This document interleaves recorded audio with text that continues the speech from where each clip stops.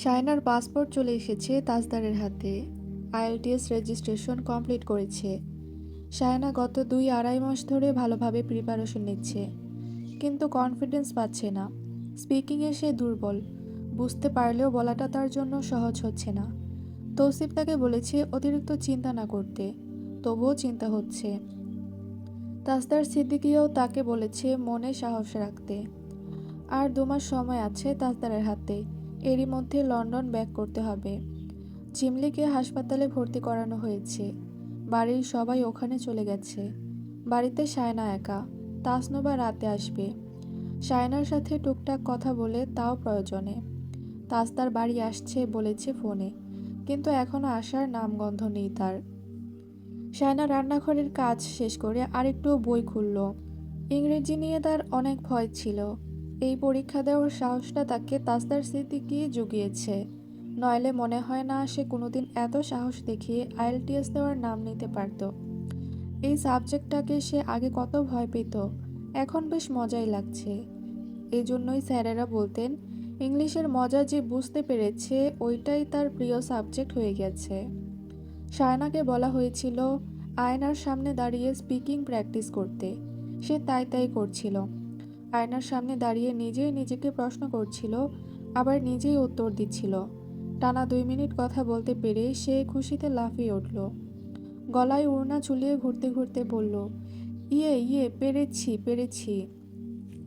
তারপর তাজদারের মতো গম্ভীর গলায় বলল, Shaina Mumtaz, no hanky panky, practice again.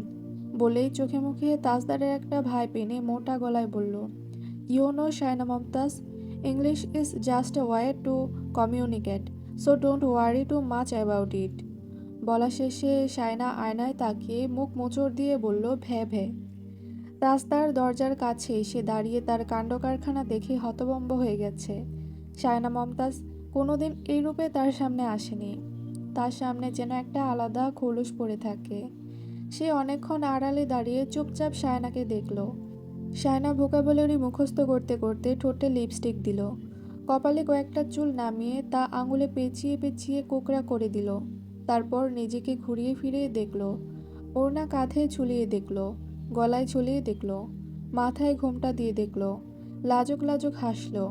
আবারও মুখ মোচড় দিল, জিহ্বা বের করে দেখালো। কিছুক্ষণ পর আবার চোখে কাজল দিল, হাতে চুড়ি পরল। চুড়িগুলোর নাড়াচাড়া করলো হাতের পরার পর। সামনে চুল ফেরালো, কানের পাশে কয়েকটা ফুল গুজল। তাজদারের কাছে সবটা অবিশ্বাস্য লাগছে। শায়না মমতাজ তাকে নিজের স্বরূপটা দেখায় না কেন? সে হুট করে এসে পড়েছে এমনভাবে, ঘরে ঢুকে এলো দরজা ঠেলে। শায়নার সাথে সাথে ফুল সরিয়ে ফেলল, ওড়না দিয়ে ঠোঁট মুছে ফেলল হালকা করে। চুড়ি খুলতে খুলতে বলল, ভাবির অবস্থা এখন কেমন? তাজদার তাকে পিঠ করে দাঁড়িয়ে ঘড়ি খুলতে খুলতে বলল, তেমন ভালো না। শায়না একটু চিন্তিত হলো, বলল, কফি আনবো? আমি করে নেব। কেন? আমি করে আনছি। দুধের বোতল বের করে রেখেছি কিনা মনেও পড়ছে না। সে বেরিয়ে গেল। কফিটা নিয়ে কিছুক্ষণের মধ্যে হাজির হলো। তখন তাজদার ওয়াশরুমের ভেতর। মুখে ঘন ঘন পানির ছাপটা দিয়ে সে আয়নার দিকে তাকালো। অপরাধীর মতো দেখাচ্ছে তাকে। এটুকু অপরাধ তাকে করতেই হতো। শায়না কফিটা রেখে বিছানার উপর থাকা রিপোর্টটা হাতে নিল। তার রিপোর্ট। ওই দিন চেক আপ করিয়ে এসেছিল। রিপোর্ট আজ নিয়ে এসেছে তাজদার। শায়না রিপোর্টটা বের করে দেখল। Hormonal imbalance, polycystic ovarian syndrome, পেট ব্যথা, মাসিক অনিয়মী এসবের লক্ষণ। ছোট থেকে অপুষ্টিতে ভুগেছিল সে।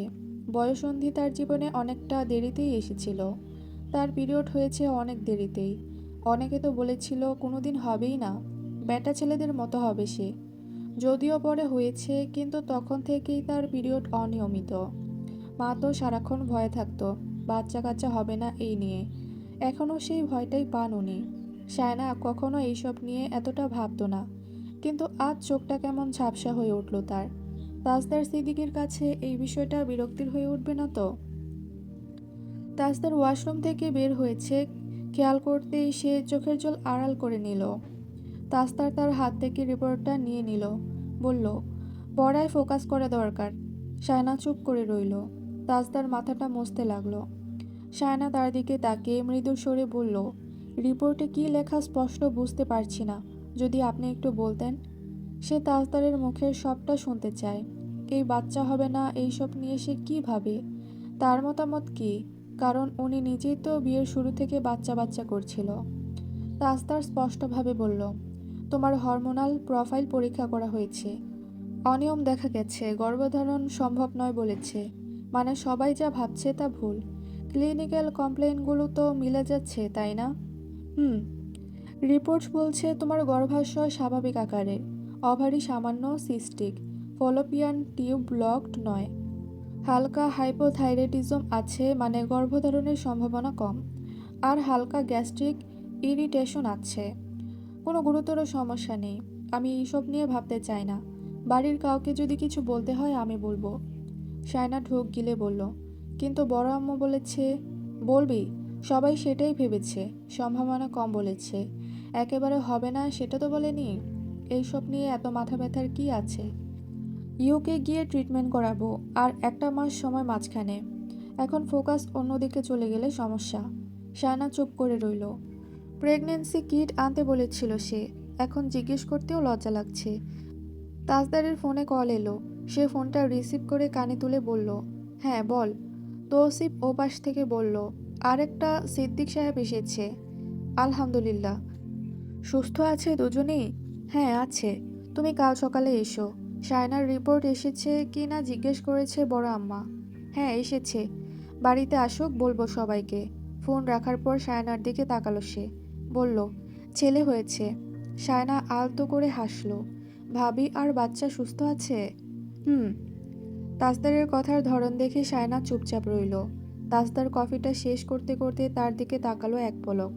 শায়নার মুখটা কালো হয়ে গেছে। তাজদার চোখ সরিয়ে নিল দ্রুত। এত অস্থির লাগছে কেন? সে কফিটা শেষ করে দ্রুত বেরিয়ে গেল। শায়না সেটা খেয়াল করলো। বাচ্চা আসবে না এটা শোনার পর তাজদার সিদ্দিকীর আচরণে পরিবর্তন এসেছে। আগের মতো মজা করছে না। নইলে বাইরে থেকে এসে শায়নার গালে আর অথবা কোমরে একটা চিমটি মাস্ট। শায়নার দম বন্ধ লাগছে, চোখ ঝাপসা হচ্ছে। এমন না যে তাজদার সিদ্দিকীর অ্যাটেনশন পাওয়ার জন্য সে মরিয়া হয়ে উঠেছে, কিন্তু সারা জীবন এমন একটা মানুষের সাথে সে কি করে কাটাবে যে বাচ্চা হবে না শুনে সাথে সাথে আচরণ পাল্টে ফেলেছে। শায়না দরজাটা বন্ধ করে কেঁদে নিল। তার কান্নাগুলো চার দেয়াল ছাড়া কারোর দেখার অধিকার নেই। তারপর আবারও সে পড়ায় ডুব দিল। ইউকেতে নিশ্চয়ই ভালো ট্রিটমেন্ট আছে। নিজের ভাবনায় সে নিজেই আশ্চর্য হলো পরে। তার জীবনের লক্ষ্য উদ্দেশ্য রাতারাতি পাল্টে গেল। এখন মনে হচ্ছে মা হওয়াটাই তার জীবনের সবচেয়ে বড় অর্জন হতে পারে। আর হতে না পারলে যত্নবান তাজদার সিদ্দিকীকে আর পাওয়া যাবে না। ভাবতে ভাবতে তার চোখ আবারও ভিজে উঠল। তাজদার ঘরে ঢুকে পড়ল। বলল, মমতাজ ছাদে চলো। শায়না দ্রুত চোখ মুছে নিল। তাজদার তাকে কিছু বলতে না দিয়ে টেনে নিয়ে গেল ছাদে। রাতের আকাশটা স্বচ্ছ। দূর থেকে নেড়ি কুকুরদের ডাক ভেসে আসছে। শায়না এত সিঁড়ি বেয়ে উঠতে গিয়ে হাঁপাচ্ছে। খুব কষ্ট সিঁড়ি বেয়ে ছাদে ওঠা। তাজদার তাকে আচমকা পাজাগুলা করে তুলে নিল। শায়না তার গলা জড়িয়ে ধরে তার মুখের দিকে তাকালো। তাজদার উঠতে উঠতে বলল, part of the exercise. Shayna কথাটা শুনে আলতোভাবে হাসার চেষ্টা করলো। হঠাৎ তাজদারকে প্রশ্ন করলো, আপনার কি আমাকে বিয়ে করে আফসোস হচ্ছে? তাজদার তার মুখের দিকে তাকালো না। অন্যদিন চোখের দিকে তাকিয়ে কথা বলে। শায়না না তাকালে শায়নাকে জোর করে তাকাতে বাধ্য করে। আজ তার আচরণ এত স্বাভাবিক। আমি কোনো কিছু নিয়ে আফসোস করি না। সত্যি করেন না? জানিয়ে করি তা প্রকাশ করি না। আপনি নিজের অজান্তেই তা প্রকাশ করে দেন। তাজদার এতক্ষণ পর তার মুখের দিকে তাকালো। ছাদে এসে পড়ায় শায়না তার কোল থেকে নেমে গেল। চাহনিটা বেশিক্ষণ স্থির হতে পারল না। ছাদে তারা অনেকক্ষণ ছিল। পাশাপাশি দাঁড়িয়ে আকাশের চাঁদ তারাগুলো দেখল। পাশাপাশি দাঁড়িয়েও চাঁদের মতো নিজেকে নিঃসঙ্গ মনে হলো। শায়না কেমন আনমনা হয়ে দাঁড়িয়েছিল চুপ করে। তাজদার তার পেছনে এসে দাঁড়ালো। শায়না কিছু বুঝে ওঠার আগেই তার ঘাড়ে আর কান আর গলার আশেপাশে মুখ ডুবিয়ে চুম্বন করে বলল, আমি এই শায়না মমতাজকে চাই না। শায়না শাড়ি আঁকড়ে ধরল দু হাতে। তাজদার তার পেছন থেকে সরে গিয়ে রেলিংয়ে দুহাত ভরে দাঁড়িয়ে রইল। শায়না তার দিকে চেয়ে রইল। এই শায়না মমতাজকে চান না মানে? আর এক মুহূর্ত সে দাঁড়ালো না। এত সত্যি একটা কথা এভাবে বলে দিতে পারলো। 2-3 দিন পর ঝিমলিকে নিয়ে আসা হয়েছে। বাড়িতে উৎসব উৎসব আমেজ। মেহমান আসছে একের পর এক। সাইদা বেগম এসে শায়নার হাত ধরে বললেন, শানু, ডাক্তার দেখাসনি? শায়না বলল, ডাক্তার বলেছে কোনোদিন মা হতে পারবো না। আমাকে জ্বালিও না তো আম্মা। মেহমান সামলাতে গিয়ে সবাই নাস্তানাবুদ। তাস্তার অসম্ভব বিরক্ত। শায়নার ঘরে একবার আসতেই সে দরজা বন্ধ করে দিয়ে শায়নাকে বলল, কি সমস্যা শায়না? পড়ার টেবিল ছেড়ে এইসব কি? শায়না বলল, আমাকে নিয়ে যাবেন সাথে করে? তো ওই দিন ছাদে যে বললেন আমাকে চান না। তাজদার বিরক্ত হয়ে বলল, তোমার সাথে কোনো কথাই বলবো না আমি। যাও, ঝিগিরি করো, যাও। শায়না যাওয়ার সময় বলল, আপনাকে একটা সত্যি কথা বলবো। কি? আপনাকে ডার্ক ব্লু রঙের শার্টে খুব মানায়। তাজদারের কুঞ্চিত কপাল মসৃণ হয়ে এলো। সে ছট করে শায়নার হাত ধরে ফেলে বলল, দ্যাট মিন্স আমাকে অন্য শার্টে ভালো লাগে না? আপনাকে সব শার্টেই ভালো মানায়। তাজদার তার হাত ছেড়ে দিল। শায়না বেরোনোর সময় দেখল তাজদার সিদ্দিকী আয়নায় নিজেকে দেখছে। শায়না আলতো হেসে বেরিয়ে গেল। রান্নাঘরে যেতেই মনে হলো ভাতের মারটা কেমন গন্ধ ঠেকছে তার। আইএলটিএস পরীক্ষার আগের দিনই শায়নার ভীষণ জ্বর এলো। জ্বর নিয়ে সে পরীক্ষা দিয়েছে। কতটা ভালো করেছে নিজেও জানে না, কিন্তু খুব ডিপ্রেশনে ছিল সে। তাজদার তাকে ভরসা জুগিয়েছে, সান্ত্বনা দিয়েছে, ভালো কিছুই হবে। শায়নার বোনের বাড়িতে দাওয়াত দিয়েছে তাদের। তাজদার যেতে পারবে না বলে দিয়েছে। সে শায়নাকে কোথাও যেতে দিতে চাইছে না। এটা নিয়ে শায়নাদের বাড়িতে বেশ গন্ডগোল লেগে গেছে। শায়নার বড় বোন বলেছে, তোমাদের ছোট জামাইকে জীবনেও আর দাওয়াত দেব না আম্মা, দেখে নিও, কোনো যোগাযোগও রাখবো না। এত হ্যাডামওয়ালা মানুষের দরকার নেই আমাদের। সাইদা বেগম শায়নাকে সবটা বলল।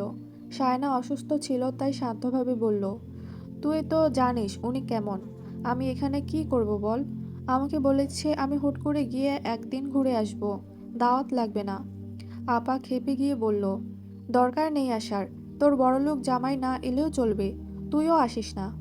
শায়নার আইএলটিএস স্কোর সন্তোষজনক আসেনি, তবে এইটুকুই যথেষ্ট ছিল স্পাইট ভিসার জন্য। তাজদার সকাল থেকে তাকে ব্যঙ্গ করে যাচ্ছে, এটা কোনো স্কোর হলো? তোমাকে গাইড করায় আমি রীতিমতো অপমানিত বোধ করছি। ভালো স্কোর আনতে পারলে আমার নাম হতো। এখন এত বদনাম নিয়ে আমি ঘুমাবো কি করে? বরকে সময় না দিয়ে এত পড়াশোনা করে কি লাভ হলো? শায়না চুপ করে দেখে যাচ্ছে। ইচ্ছে করে তাকে রাগাতে চাইছে। এই স্কোর তো তার জন্য অনেক বেশি, অনেক অনেক বেশি। তাজদার বকবক করছিল ঘরময় পায়চারি করে। সে ভীষণ হতাশ হয়েছে। স্টুডেন্ট বউ বলে বেঁচে গিয়েছে। অন্য কেউ হলে আজ মায়ের একটাও মাটিতে পড়তো না। শায়নার বাবা মিষ্টি পাঠিয়েছে বাড়িতে।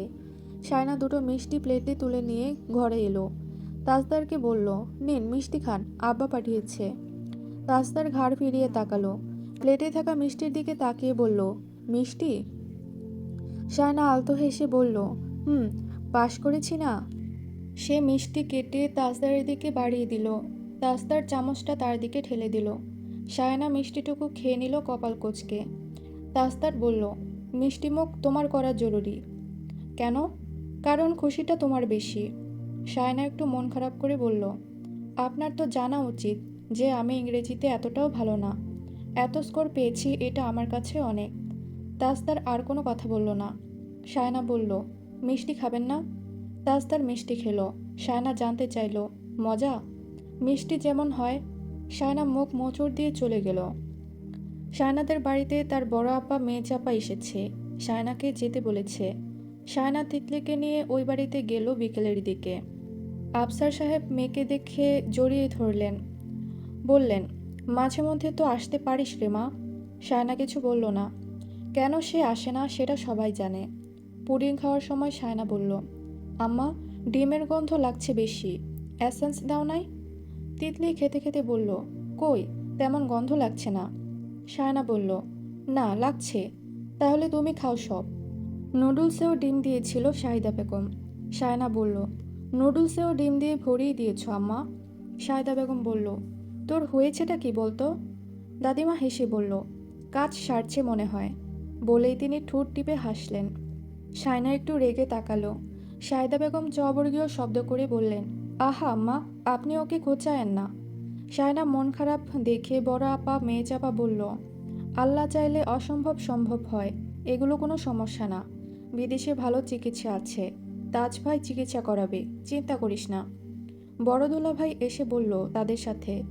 বসতে বসতে বলল, শানও পড়ালেখা তাহলে ছেড়েই দিচ্ছিস? সায়না চুপ। তিতলি মনে মনে বলল, আবার খোঁচা দিচ্ছে দেখো।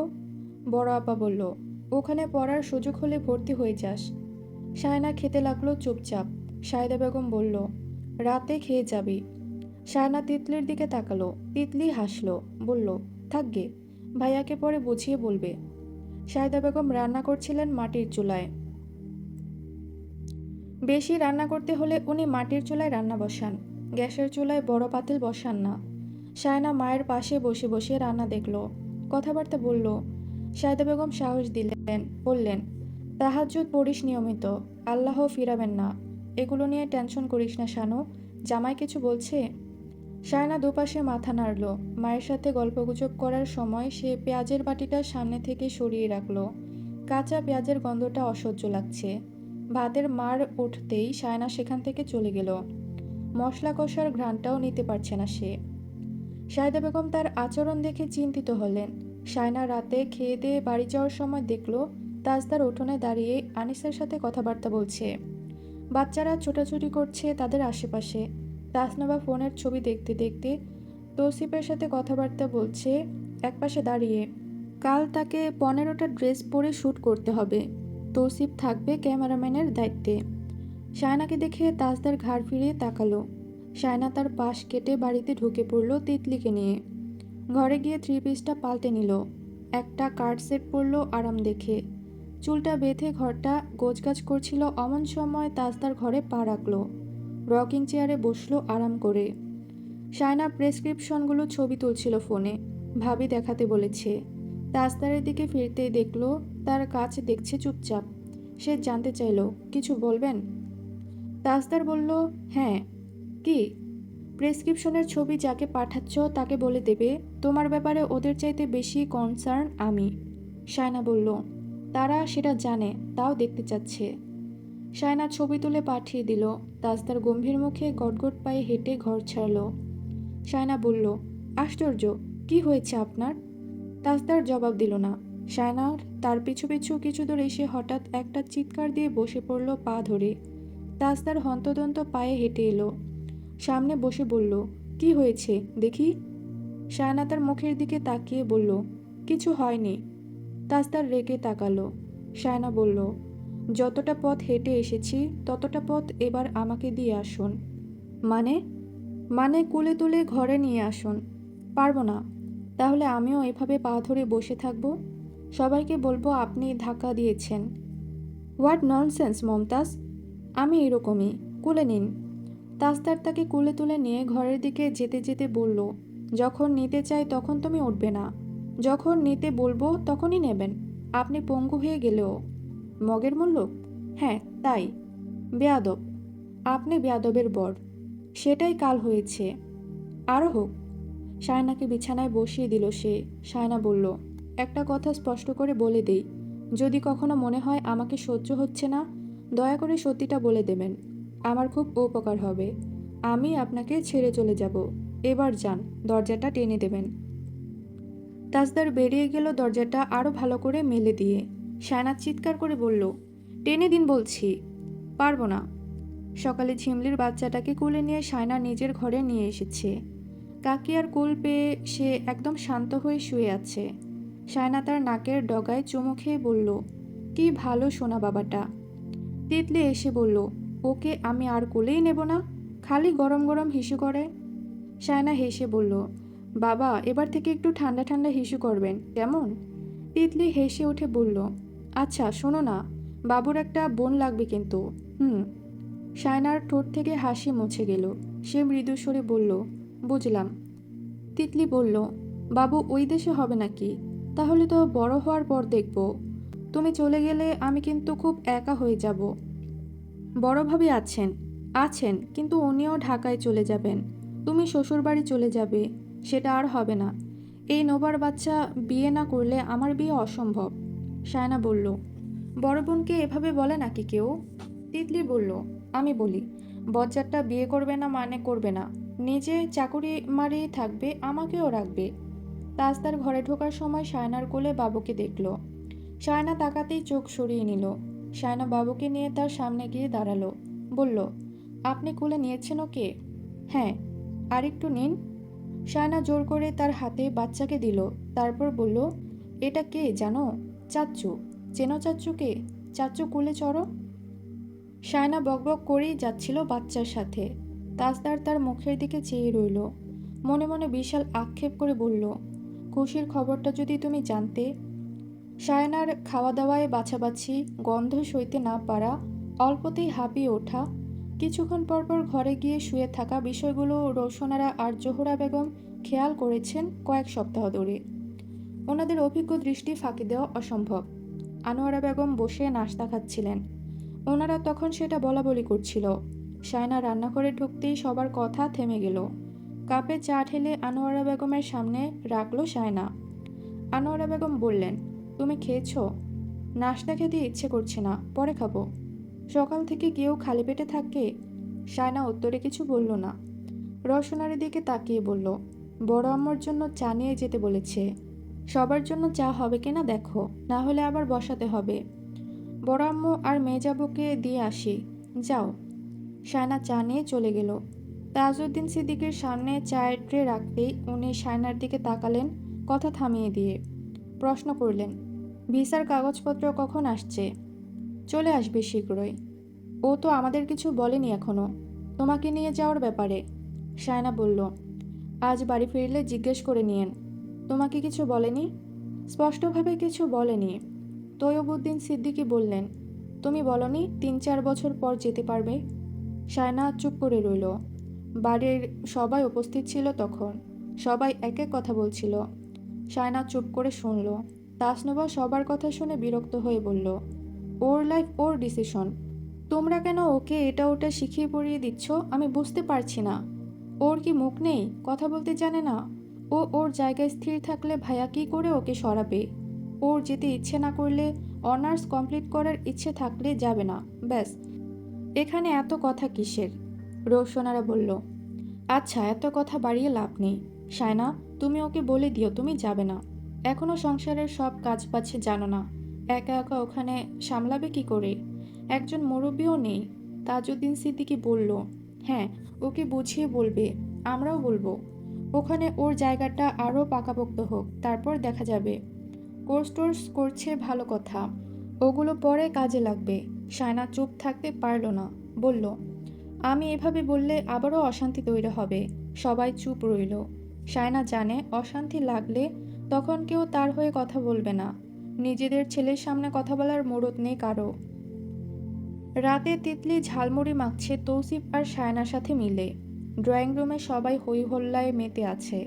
তাসনুবা তার বাবা চাচার সাথে জরুরি আলাপে ব্যস্ত। রায়হানও তার কথা মনোযোগ দিয়ে শুনছে। তার বিজনেস স্ট্র্যাটেজি নিয়ে কথা বলছে। তিতলি একটা বোল নিয়ে ঝালমুড়ি মাখছে ফ্লোরে বসে। তৌসিফ চানাচুরের প্যাকেট ছিঁড়ে বোলে ঢালছে। সায়না সব পেঁয়াজ মরিচ কাটাকুটি করে এনেছে। মশলার সাথে সব মিশিয়ে মুড়ি মাখছে তিতলি। সায়না তার পাশে বসে রইল। তিতলি বলল, ব্রো, কাগজ নিয়ে আসো, কাগজে দেব সবাইকে। তৌসিফ বলল, তুই ঝালমুড়ি বেচবি? তিতলি দাঁত দেখিয়ে হেসে বলল, ইয়াস। ওই ওই ঝালমুড়ি ঝালমুড়ি, কে নেবেন ঝালমুড়ি? ও ভাই ঝালমুড়ি। তাসনুবা ধমকে উঠল, তিতলি স্টপ, কি শুরু করেছ? জরুরি কথা চলছে এখানে। তিতলি মুখ মোচড় দিল। তাসনুবা বলল, তুমি মুখ মোচড়ালে কেন? আব্বু তুমি দেখলে? ভাইয়া তুমি দেখেছ? রায়হান বলল, তিতলি সে সরি। তিতলি জিহ্বা দেখিয়ে বলল, সরি। তাসনুবা আরও খেপে গেল। তাজউদ্দিন সিদ্দিকী বললেন, তুমি কিন্তু খুব দুষ্টুমি করছো কিন্তু। তিতলি বিড়বিড়িয়ে বলল, বিয়ে দিয়ে দাও, ভালো হয়ে যাব প্রমিস। তৌসিফ আর সায়না তার কথা শুনে একসাথে হেসে ফেলল। তৌসিফ তার মাথায় চাটি মেরে বলল, ও ভাই এই পাগল নিয়ে কই যাইতাম।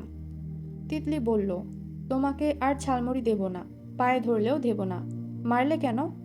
বলেই সে বোলটা নিয়ে দৌড় দিল। তৌসিফ তার পেছনে ছুটল। তাজউদ্দিন সিদ্দিকী বলল, এরা কি শুরু করেছে? তৈয়বুদ্দিন সিদ্দিকী বলল, দুটোকেই ঘর থেকে বের করে দাও। তৌসিফ তৌসিফ বলল, আরে আমি কি করেছি? এখন সব দোষ আমার হয়ে গেল? রায়হান বলল, তুই বড় না? তৌসিফ তিতলির দিকে তাকিয়ে বলল, তোকে মাথায় তুলে আছাড় দিব একটা, হাতের কাছে পাই। তিতলি হাসতে লাগলো। রোশনারা ধমক দিতেই তিতলি সুরসুর করে নেমে এলো। সবাইকে কাগজে করে ঝালমুড়ি বিলি করলো। শায়নাকে দুটো দিল, বলল, একটা তোমার জন্য, আরেকটা তোমার বরের জন্য। শায়না বলল, বর খাবেই সব? কেন, তোমার বর শুধু মিষ্টি খায় নাকি? শায়না তার ইঙ্গিত বুঝে পিঠে চড় দিয়ে বলল, দুষ্টু। তিতলি হেসে সরে গেল। তাস্তার কিছুক্ষণ পর বাড়ি ফিরেছে। শায়না দরজার কাছে এগিয়ে এসে তার হাত থেকে ফলমূলের ব্যাগটা নিয়ে নিল। বলল, আজ এত দেরি কেন? তাস্তার বলল, বন্ধুদের সাথে ছিলাম। শায়না বলল, বন্ধুদের সাথে ঘুমাতে পারেন না? তাস্তার তার দিকে কপাল কুঁচকে তাকালো। শায়না তার কপালে আঘাতের মতো কিছু একটা দেখল। কপালে কি হয়েছে? কিছু না। শায়না আর কিছু বলল না। তাস্তার ভেতরে আসতেই সবাই একসাথে জানতে চাইল কপালে কি হয়েছে। তাস্তার বলল, একটা অটোরিকশা চলে এসেছিল গাড়ি থেকে নামার সাথে সাথে ওটার সাথে ধাক্কা লেগেছে, সিরিয়াস কিছু না। সবাই তাকে আর কোনো রকম প্রশ্ন করল না। খেয়ে দিয়ে সবাই ঘুমিয়ে পড়ছিল। মাঝরাত তখন। হঠাৎ শায়নার ঘুম ভেঙে গেল। সে দেখল তাজদার বিছানায় বসে মেঝেতে পা রেখে নিচু হয়ে কিছু একটা দেখছে। শায়না উঠে বসল, বলল, কি হয়েছে? তাজদার তার দিকে তাকিয়ে বলল, একটু গরম পানি আনা যাবে? কি হয়েছে সেটা বলবেন তো? শায়না কৌতূহলে হেঁটে এসে সামনে বসল। দেখল তাজদারের পায়ে মারাত্মক জখম হয়েছে। শায়নার গা গুলিয়ে এলো। সে গরম পানিটা নিয়ে এসে আচমকা বমি করা শুরু করলো। তাজদার মহা বিপদে পড়ে গেল। পায়ে ভর রেখে শায়নাকে ধরতেও পারছে না, আবার ওর বমি থামাবে এমন কোনো পথও খুঁজে পাচ্ছে না। শায়নার পেট বুক খিচে গেছে, গলা তেতো পানি বের হচ্ছে।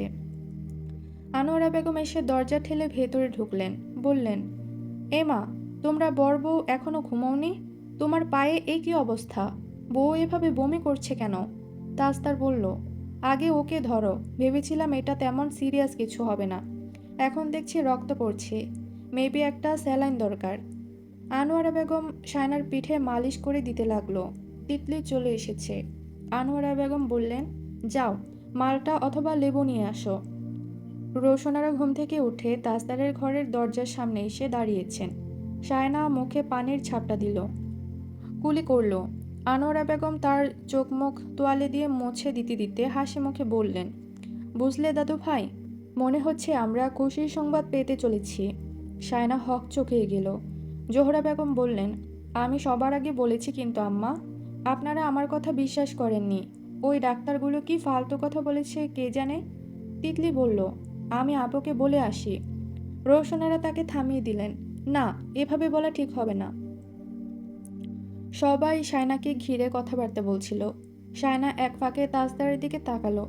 সে তাকানোর সাথে সাথেই তাজদার চোখ সরিয়ে নিল। পা নিয়ে সোজা দাঁড়িয়ে পড়ল, বলল, তিতলি তৌসিফকে ডাকো, বেরোবো, এভাবে বসে থাকলে সমস্যা হবে। সবাই এবার ওকে নিয়ে ব্যস্ত হয়ে পড়ল। ঘর খালি হতেই শায়না তাজদারের দিকে আবারও তাকালো। তাজদার তার দিকে তাকালো না। শায়না তার মুখের দিকে চেয়ে রইল যতক্ষণ ঘরে ছিল। সকালে কাজে বেরোনোর সময়ও শায়নার সাথে কোনো রকম কথা বলল না তাজদার। শায়নার খটকা লাগছিল কেমন। সকালে এইসব নিয়ে শাহিদা বেগমের সাথে বেশ কথাবার্তা বলছিল রোশনারা। বললেন, আমি বাড়িতে এই ব্যাপারে কিছু বলতে পারবো না, তুমি যদি কিছু করতে পারো দেখো। আরেকটা ডাক্তার দেখানো উচিত ছিল। যে দেখছে সেই বলছে তোমাদের বউয়ের অসুখে ধরেছে, কিন্তু রিপোর্ট তো অন্য কথা বলছে, বুঝতে পারছি না কিছু। শাহিদা বেগম চালাকি করে বললেন, শানুকে একবার বাড়ি পাঠান তাহলে, আমি দেখি কিছু করা যায় কিনা। রোশনারা তিতলির সাথে করে শায়নাকে পাঠালো ওই বাড়িতে। যদিও তাজদার বলেছে তার অনুমতি ছাড়া কোথাও না যেতে। বাড়িতে মেয়ে চাপা ছিল, স্বাভাবিক কথাবার্তা খাওয়া দাওয়া চলল। শেষের দিকে শায়নাকে ঘরে ডেকে নিয়ে সাবরিন বলল, এই কিটটা নে। শায়না কিটটা চেনে। অবাক হয়ে বলল, এটা কেন আপা? এটা দিয়ে একবার চেক দিস তো, আম্মা বলেছে তোর সব লক্ষণ নাকি অন্য কথা বলতেছে, আওয়াজ করিস না। কেউ না জানতো মতো। একবার দেখ, পিরিয়ড মিস গেছে না? শায়না কপাল কুঁচকে চেয়ে রইল। আস্তে করে বলল, হ্যাঁ। কিটটার দিকে চেয়ে রইল সে। সাবরিন বলল, সকালে দিস, তাহলে ভুলভাল আসবে না। তাজ ভাইকে এই ব্যাপারে কিছু বলিস না। শায়নার বুকটা ধড়ফড় করছিল তখন।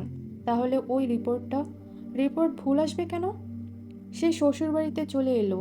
রাতে তাজদার বাড়ি ফিরতেই সে ধীরে সুস্থে তাজদারের সামনে গিয়ে বলল, আমার মনে হয় অন্য একটা ডাক্তার দেখানো উচিত। তাজদার কপাল কুঁচকে তাকালো তার দিকে। শায়না চোখ সরিয়ে নিল। তাজদার জগ থেকে পানি ঢাললো গ্লাসে। পানি খেয়ে নিয়ে বলল, তুমি আমাকে অবিশ্বাস করছো?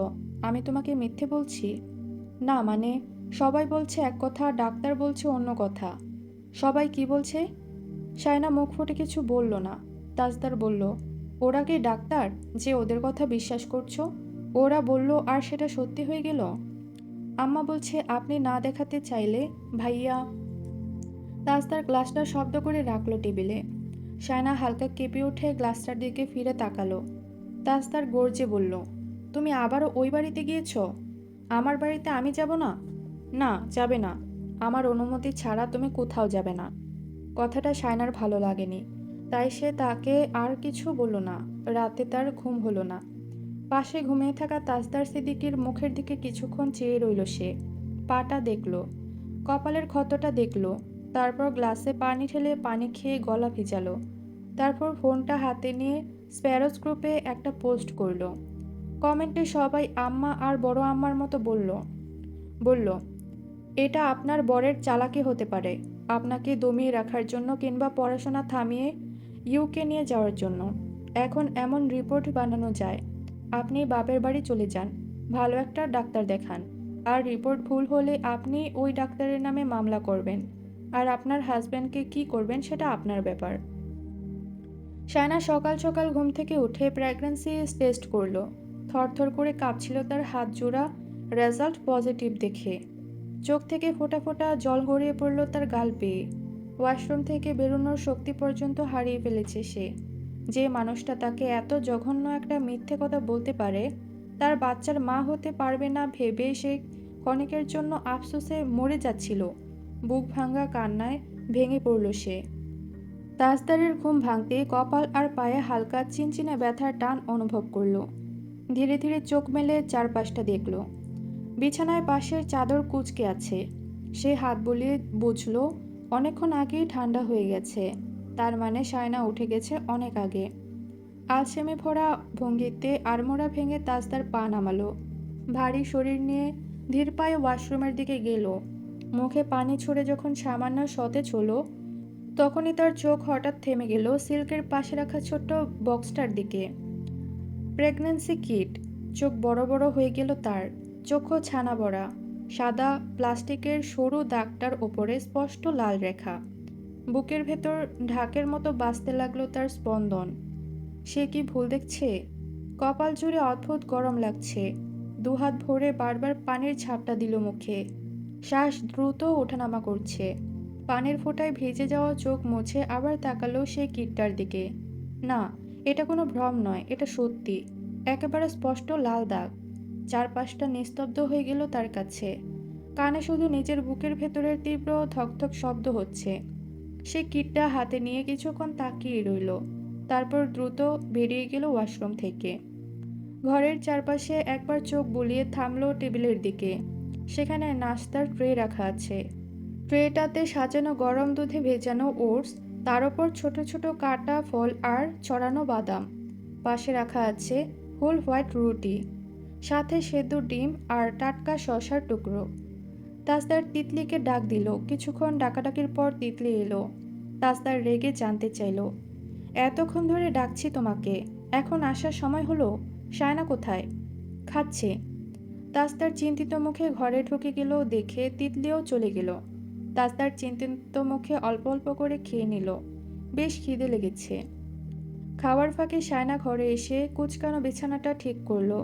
তাজদার খাওয়া শেষ করে তার দিকে চেয়ে রইল। শায়না নাশতার ট্রেটা নিয়ে বেরিয়ে গেল। তাজদার কিছু বলতে চেয়েও আর পারল না। অনেকক্ষণ ঘরময়ে পায়চারি করার পর শায়না ফের ঘরে এলো। তাজদার তার মনোযোগ আকর্ষণ করার চেষ্টা করলো, কিন্তু কোথা থেকে কথা শুরু করবে বুঝে উঠতে পারছে না। শায়না ওয়াশিং মেশিন থেকে কাপড়গুলো বের করে ভাঁজ করতে করতে ঘড়ির কাঁটার দিকে একবার তাকালো। তারপর আলমারির সামনে গিয়ে থামলো, চাবিটা হাতে নিয়ে। চাবি মোচড় দিতেই তার হাতের উপর একটা হাত এসে থামলো। শায়না থেমে গেল। তাজদার তাকে নিজের দিকে ফিরিয়ে নিয়ে জড়িয়ে ধরে ফেলল। মাথাটা তার বুকের সাথে চেপে ধরে বলল, আমার কথাটা একবার শোনো প্লিজ। শায়নার নড়চড় নেই, পাথরের মতো জমে গেছে সে, শুধু চোখজোড়া কেমন জল করছে। তাজদার কথা শুরু করবে তার আগেই শায়না তাকে ছেড়ে দাঁড়ালো। চাবি মোচড় দিয়ে আলমারি খুলে সব কাগজপত্র বের করলো। তাজদারের সামনে ভুয়া রিপোর্টগুলোতে আগুন ধরিয়ে দিল। তাজদার এত কথা বলল, শায়না একটাও শুনতে পেল না। রিপোর্টগুলো একটা একটা পড়ছে। তাজদার বলল, তুমি আমার সাথে কথা বলো। মমতাজ, আমার কথাটা শোনো। আশ্চর্য, শায়নার মুখে কোনো কথা নেই, শুধু গাল বেয়ে জল পড়ছে। তাজদার অবাক হয়ে দেখল সেখানে শুধু রিপোর্টগুলো নেই, তার অনার্সে ভর্তি সংক্রান্ত যত কাগজপত্র আছে, এমনকি পাশে কয়েকটা সার্টিফিকেটও। তাজদার সার্টিফিকেটগুলো সরিয়ে ফেলল। দাদিমা এসে বলল, ধোয়া কিসের? তিনি দরজার কাছে এসে থেমে গেলেন, চোখ বড় বড় করে চেয়ে রইলেন। তাজদার শায়নার হাত থেকে কাগজপত্রগুলো কেড়ে নেওয়ার চেষ্টা করছে। শায়না দিচ্ছে না। তাজদার গর্জে বলল, এগুলো পড়ে গেলে সমস্যা হবে, ছাড়ো, আমার কথাটা শুনতে বলছি। শায়না। শায়না একটা কাগজ শক্ত করে ধরে আছে। কাগজটা ছাড়ছে না দেখে তাজদার হাত তুলতেই দাদিমা ছুটে এসে শায়নাকে আড়াল করে দাঁড়ালেন। দাদু ভাই। তাজদার হাঁপিয়ে উঠে কান্নারত শায়নার দিকে তাকাতেই হতাশ কণ্ঠে বলল, আমি কি বলতে চাইছি ও সেটা শুনবে না? আমি এসব কেন করেছি ওকে বুঝতে হবে না? গায়ে হাত তুলতে চাওয়ার পর থেকে শায়নার কান্নার বেগ আরও বেড়েছে। দাদিমা বললেন, কি হয়েছে আমাকে বলবে তো? তাসনুবা এসে আগুনটা নিভিয়ে দিয়েছে বাথরুম থেকে মগে করে পানি এনে। সে তখন কিটটা দেখেছে। রোশনারাকে সেটা বলেছে। রোশনারা ঘরে এসে শায়নাকে বলল, এখান থেকে চলো, কথায় কথা বাড়বে, চলো, এই সময় এভাবে কেঁদো না, শরীর খারাপ করবে, চলো। দাদিমা তাজদারকে বলল, তোমার দাদা কোনোদিন আমার গায়ে হাত তোলেনি, তোমার বাবা কোনোদিন তোমার মায়ের গায়ে হাত তুলতে পারেনি, আর তুমি কি করতে যাচ্ছিলে? তাজদার চুপ করে রইল। কিছুক্ষণ পর বলল, তোমরা প্লিজ সবাই যাও এখান থেকে, ওর সাথে আমার কথা আছে। শায়না, আমার সাথে কথা বলো, তুমি এদিকে আসো। দাদিমা আর রোশনারার পেছনে দাঁড়িয়ে কাঁদছে শায়না। তাজদার সবার উদ্দেশ্যে বলল, তোমরা যাবে? রোশনারা বলল, ও অসুস্থ, এটা মাথায় রাখবে। দাদিমা বললেন, রাগারাগি না করেও কথা বলা যায়। ওনারা বেরিয়ে যেতেই তাজদার শায়নার দিকে তাকালো, ধীরে ধীরে সামনে গিয়ে দাঁড়ালো। তার হাতটা তুলে চুমু খেতেই শায়না গা দুলিয়ে কেঁদে উঠল।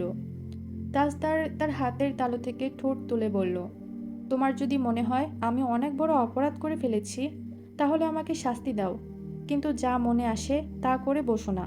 আমার দিকে তাকাও, আমার সাথে কথা বলো, আমাকে বকো, কিন্তু এভাবে চুপ থাকাটা আমি মানব না। শায়না তার দিকে তাকালো না। তাজদার বলল, আমি কেন তোমাকে মিথ্যে বলেছি? তুমি একবার ভাবো, তুমি আমার সাথে যেতে চাইতে না, পরীক্ষা দিতে চাইতে না, আমি তোমাকে সাথে করে নিয়ে যাওয়ার জন্য এমনটা করেছি। শায়না তার মুখের দিকে ভুলেও তাকালো না, কাঁদছে আর চোখ মুছছে। নিজের শর্তে নিজে হেরে যাবার ভয়ে তার মাতৃত্বকে কাজে লাগিয়েছে এই মানুষটা। নিজের ছোট্ট একটা শর্তের কাছে তার মাতৃত্বটা ঠুনকো মনে করেছে।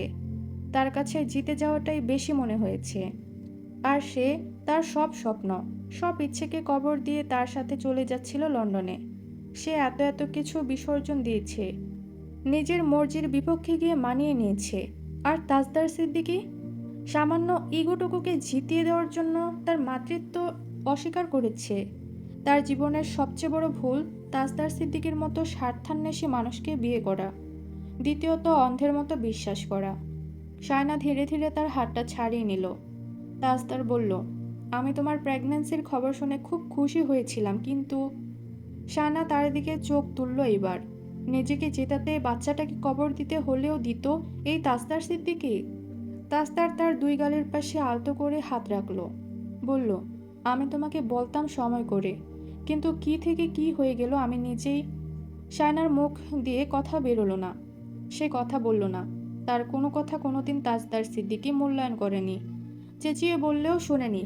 তাই আজকের পর তার কাছে নিজের কোনো কথা সে বলবে না, একটা কথাও না। সে যদি মৃত্যুর দ্বারপ্রান্তেও দাঁড়িয়ে থাকে তাহলেও তাজদার সিদ্দিকীর কাছে যাবে না সাহায্য চাইতে। তাজদার সিদ্দিকী কথা রাখতে জানে না। তাজদার তাকে ঝাঁকিয়ে বলল, সে সামথিং। এভাবে চুপ থাকলে সমস্যা আরও বাড়বে। সায়না। সায়না পারছে না কথা বলতে, শক্তি পাচ্ছে না শরীরে। সার্টিফিকেটগুলোর দিকে একবার তাকালো সে। আরেক ফোঁটা জল গড়িয়ে পড়ল গাল বেয়ে। এগুলো সে পুড়িয়ে ফেলতে চেয়েছে সে, কারণ জীবনের গুরুত্বপূর্ণ সময়গুলোর অপচয় সে নিজের সাথে বহন করতে চায় না। আর রইল ভালোবাসার কথা। মুখে তাজদার সিদ্দিকী যতই বলুন, কিন্তু সত্যিটা হচ্ছে সে তার কাছে থেকে পাওয়ার সুবিধাগুলোকে ভালোবাসে। বাচ্চা না হলে, ইউকে সিটিজেনশিপ না পেলে তাকে 2 পয়সার পাত্তা দিত না। এই সংসারটা এমন একটা ভিতের উপর দাঁড়িয়ে আছে যে এটাকে ধরে রাখার জন্য একটা শক্ত হাতও নেই। সবাই এটাকে তার উপর চাপিয়ে দিয়েছে। সে এটা ওটা করলে, মানিয়ে নিলে সম্পর্কটা থাকবে, নইলে রাতারাতি কাবিনের টাকা সমেত তাকে বাপের বাড়ি পাঠিয়ে দেওয়া হবে। কথাটা সে অনেকবার শুনেছে। সেই ভয়েই হয়তো সে সংসারটা করছে। আর তাজদার সিদ্দিকী করছে বাচ্চার লোভে, ইউকে সিটিজেনশিপের লোভে, একটা পার্মানেন্ট কেয়ারটেকার পাওয়ার লোভে।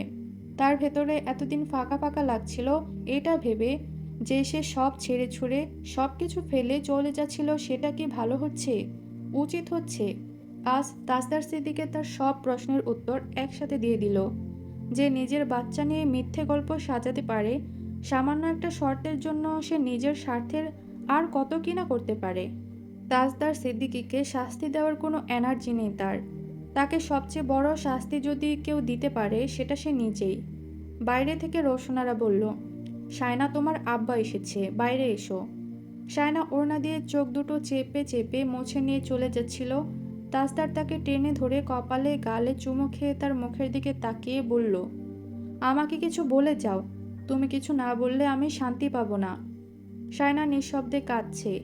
তাজদারের হাত থেকে নিজেকে ছাড়াতে না পারার জন্য নয়, বরং নিজের ভেতরের অসহায়তাকে হঠাৎ করে নগ্নভাবে আবিষ্কার করার যন্ত্রণায়। তাজ, সায়নাকে আসতে দাও, ওর আব্বা এসেছে। রোশনারার কণ্ঠ শুনে তাজদার সায়নাকে নিজের সাথে আরও চেপে ধরে তার মুখের দিকে তাকিয়ে বলল, তুমি কথা না বললে আমি তোমাকে ছাড়ব না। যে আসার আসুক, কথা বলো। সায়নার বুক ওঠানামা করছে ফোপাতে ফোপাতে, সারা শরীর কাঁপছে তার। তাজদার 2 হাতে তাকে কাছে টেনে নিয়ে একের পর এক চুমু রাখলো গালে, ঠোঁটে। কণ্ঠটা কাঁপছে। তুমি বকো, চেঁচাও, কিন্তু কেন কথা বলা বন্ধ করবে? সায়না। সায়না দম বন্ধ হয়ে আসা অবস্থায় ছটফট করছে। বারবার তাজদারের হাত থেকে নিজেকে ছাড়িয়ে নিতে চাইল, কিন্তু তাজদার আরও প্রবল করে তার মুখ দুপাশ থেকে ধরে রেখে ঠোঁটের উপর নিজের ঠোঁট রেখে জেদি চুমু খেলো একের পর এক। ওদের নিঃশ্বাস জড়িয়ে গেল। সায়নার ছটফট আরও তীব্র হলো। অসহায় প্রতিরোধে মুহূর্তটা নিস্তব্ধ হয়ে উঠল। সে ছটফট করলেও তাজদারের আঁকড়ে ধরে রাখা শক্ত হাত তাকে আর পালাতে দিল না। সায়না ক্লান্ত হয়ে তার মুখের দিকে তাকালো। তাজদার তাকে জড়িয়ে ধরে গালে দীর্ঘ একটা চুম্বন করে গালে গাল চেপে ধরে বলল, আমি তোমাকে ছাড়ব না। সায়নার কান্না থামছে না দেখে তাজদার এবার অধৈর্য হয়ে উঠল। তার একটা শার্ট চোখের পানিতে ভিজিয়েও মেয়েটা শান্ত হচ্ছে না। সে সায়নাকে ছেড়ে দিয়ে মুখের দিকে তাকিয়ে রইল বিরক্ত মুখে। ঠোঁট দুটো শক্ত হয়ে আসছে, মুখে অনেক কিছু আসছে কিন্তু বলতে পারছে না। বাইরে থেকে ডাকাটাকি ভেসে আসছে। সায়না দরজার দিকে তাকিয়ে চোখ মুখ মুছে নিচ্ছে, আবারও চোখ ভিজে উঠছে। তাজদার সায়নার কবজি চেপে ধরে তার মুখোমুখি টেনে আনলো। সায়না নিজেকে সামলে নিয়ে তার মুখের দিকে তাকালো। চোখ মুখ ফুলে গেছে ইতোমধ্যে। তাজদার অসম্ভব শীতল কণ্ঠে বলল, সত্যিটা জানার পর তুমি আমার সাথে যেতে?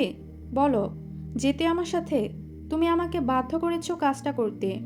আমি চেয়েছিলাম তোমাকে সারপ্রাইজ দেব, কিন্তু তার আগেই তুমি জেনে গিয়েছো। আমি এটা করেছি যাতে তোমাকে আমার সাথে নিয়ে যাওয়ার পথে আর কোনো বাধা না আসে। একদম কাঁদবে না। তোমার কান্না দেখে মনে হচ্ছে আমি তোমাকে মেরে হাড়গোড় ভেঙে দিয়েছি। দ্য ফ্যাক্ট ইজ, তুমি নিজেই এমন কোনো ঘটনা চেয়েছিলে যাতে তোমার যাওয়াটা ব্লক হয়ে যায়। মিথ্যে বলবে না, সত্যি করে বলো, তুমি এমনটা চাওনি?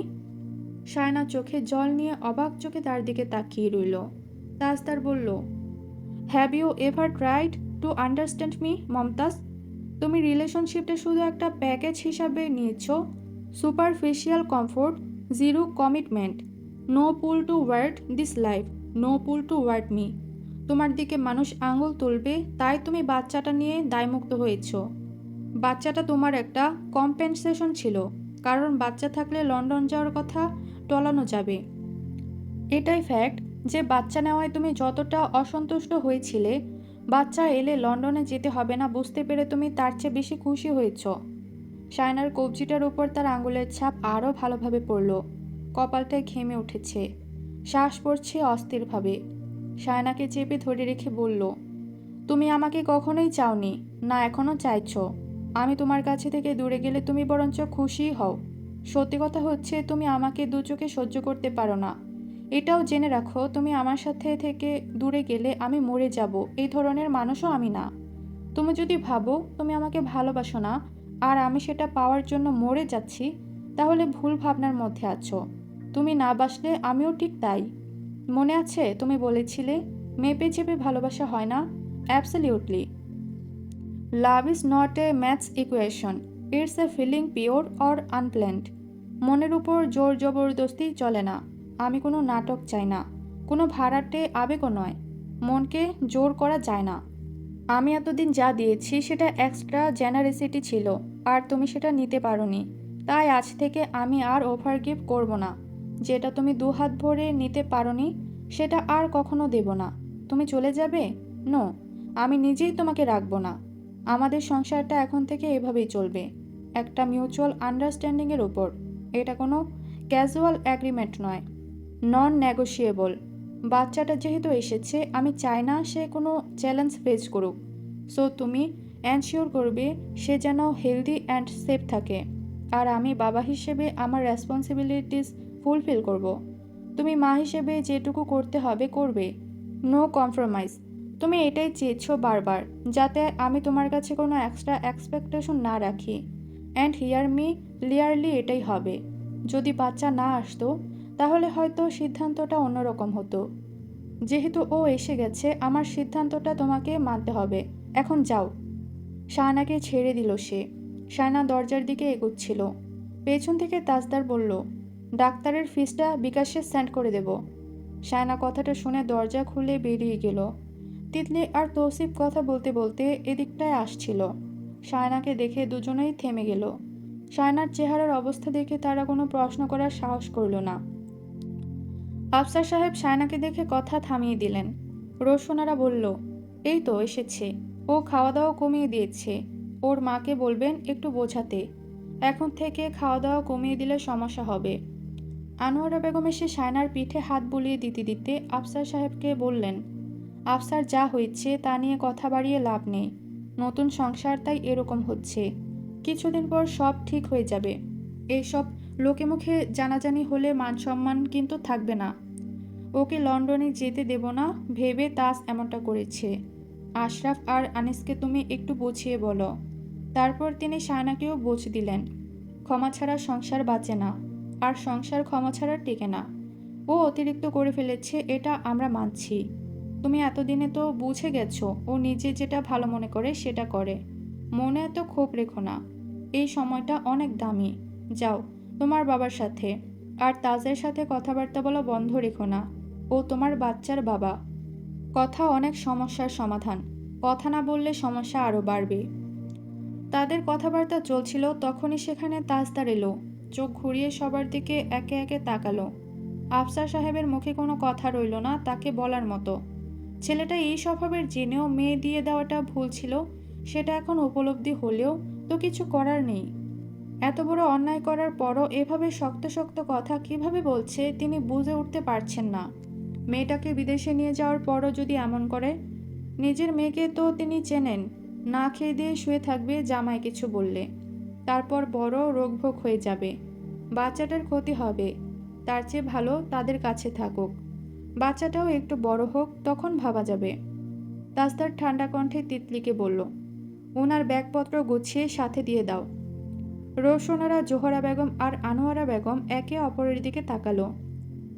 তাদের এতক্ষণের সব চেষ্টাই মুহূর্তের মধ্যে বিফলে গেল তাজদারের একটা কথায়। আনোয়ারা বেগম বললেন, ব্যাগপত্র ও নিজেই গোছগাছ করে নিয়ে যাবে। ওর আসা যাওয়া থাকবে এখানে। তুমি কোথায় যাবে বলেছিলে না, সেখানে যাও। তাজদার শায়নার দিকে কোনা চোখে তাকালো একবার, তারপর চুপচাপ ঘর থেকে বেরিয়ে গেল। পথে আনিসের সাথে দেখা হলে আনিস বলল, চা খাবি? চল দোকানে বসে চা খাই। তাজদার ভেবেছিল সে হয়তো ওই ব্যাপারটা নিয়ে তাকে কঠোরভাবে আজ কিছু না কিছু বলবে, কিন্তু আনিস তেমন কিছুই বলল না। টেনে নিয়ে তার সাথে চা খেতে খেতে বলল, বোনটাকে তোর হাতে যখন দিয়ে ফেলেছি, তখন ভালো মন্দ সব তোর হাতেই। আমরা তোর উপর তখনই কথা বলবো যখন তুই ভুল হবি, তোর সিদ্ধান্তগুলো ভুল হবে। এখন যা হওয়ার হয়ে গেছে, এগুলোকে আর বাড়তে দিস না। যেটা ভালো হবে সেটা কর। আম্মা আব্বা রাজি ছিল ওকে নিয়ে যাওয়া নিয়ে, কিন্তু বড় আম্মা সহ ওরা সবাই এখন টেনশন করছে ও সেখানে গিয়ে কিভাবে থাকবে এটা নিয়ে। ওখানে কাজের লোকও রাখতে পারবি না, ও রান্নাবান্না করে খেতে পারবে কি না সেটা নিয়ে ভয় পাচ্ছে সবাই। তোর উচিত সবার সাথে বসে একটা ক্লিয়ার করা। আমি শায়নার দোষ দেখছি না কোথাও। ও তোর সাথে যাবে বলেই তো পরীক্ষাটা দিয়েছে, তাই না? তাজদার চায়ের কাপে বিতৃষ্ণা নিয়ে চুমুক দিয়ে বলল, হ্যাঁ, সেটা সবাইকে দেখানোর জন্য যে ও আমার কথা মেনে চলছে। তথাকথিত ভালো বউ হওয়ার চেষ্টা বই কি অন্য কিছু না। আম্মু আব্বাকে কি বলেছে সেটা ওকে জিজ্ঞেস করে নিস। ওকে বলেছে এক কথা, আমাকে বলেছে এক কথা। ওদের বলেনি ও আমার সাথে যাবেই। একবারও ওদের বলেনি ও আমার সাথে যেতে চায়। তোর বোন আসলে যেতেই চায় না, আমি তাই ওকে আর জোর করব না। তুই রাগ করে থেকে কথাটা বলছিস? না, আমি অনেক ভেবে সিদ্ধান্তটা নিয়েছি। আনিস হতাশ হয়ে তার দিকে তাকালো। তাজদার চায়ের বিল মেটানোর সময় দোকানদারকে বলল, চিনিতে পিঁপড়া ছিল, এই দোকানে আর কোনো দিন আসবো না। টাকা নেওয়ার সময় দোকানদারের মুখ হা হয়ে গেল। আনিস তার হাতে আরও 10 টাকা হাতে গুজে দিয়ে হাসি মুখে বলল, ওর কাপে সত্যিই পিঁপড়ে ছিল। আমি সামনে ছিলাম বলে কোনো সিনক্রিয়েট ছাড়া খেয়ে নিয়েছে। কিছু মনে করো না, এটা রাখো। তাজদার তার আগেই বেরিয়ে গেল। সে বুঝে গেছে তার ওপর একটা বিরূপ মনোভাব তৈরি হয়েছে শায়না মমতাজের। এটা ঠিক না হওয়ার আগে বাচ্চার কথা ভাবাটা ঠিক হয়নি। অবশ্য দেশে পা রাখার পর থেকে সে একটার পর একটা ভুল করে গিয়েছে। তার সবচেয়ে বড় ভুল ছিল দেশে পা রাখার পর নেওয়া সিদ্ধান্তটি। ছোটবেলায় যেমন সে পাত্তা দিত না, শায়না মমতাজ এবার ঠিক সেই পুরনো ভঙ্গিতেই তার শোধ চুকিয়ে দিল। সে এটাও বুঝে ফেলেছে কেউ কিছু না চাইলে তাকে আগ বাড়িয়ে কিছু দিতে নেই। হাত বাড়ালে তখনই হাতে হাত রাখতে হয়, নইলে নিজেকে প্রস্তুত করতে হয় ছুটে এসে হাত ধরার মতো মুহূর্তের জন্য। শায়নার ঘ্রাণ শক্তি এতটা প্রখর হয়েছে যে তার সাবানের গন্ধটা পর্যন্ত সহ্য হচ্ছে না। বমির উপর বমি, সারাক্ষণ শুয়ে শুয়ে থাকছে।